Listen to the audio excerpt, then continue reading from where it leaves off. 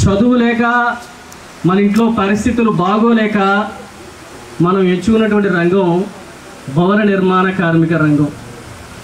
దీన్ని చులకనగా తీసుకొని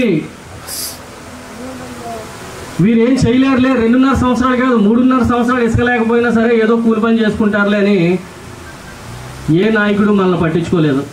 ఈ తరాలు కింద నుంచి ఇక్కడ ఉన్నటువంటి వారు 10% కూడా లేరు. అందరూ కూడా ఆ ఊరు నుంచి ఈ ఊరు నుంచి వచ్చి ఇక్కడ బతికేవారే. ఏ అంటే మన ఊరు అన్నం పెడుతుంది, అందరికీ పని చేసేవారికి పని ఇస్తుంది మన ఊరు. రాజమండ్రిలో బతకొచ్చనే నమ్మకం ఉంది. శ్రీకాకుళం నుంచి వస్తారు, విజయనగరం నుంచి వస్తారు, ఒరిస్సా నుంచి వస్తారు, చుట్టుపక్కల ప్రతి ప్రాంతం నుంచి వచ్చి రాజమండ్రిలో బతకగలుగుతారు. అటువంటి కల్పవృక్షం రాజమండ్రి. ఇలాంటి రాజమండ్రిలో 2.5 సంవత్సరాలు పని లేకపోతే ఈటెళ్లలో దిక్కులేని పరిస్థితిలో మనం ఉండి బిల్డర్ ఒక తటస్థమైన ఓనర్ లేడు మనకి.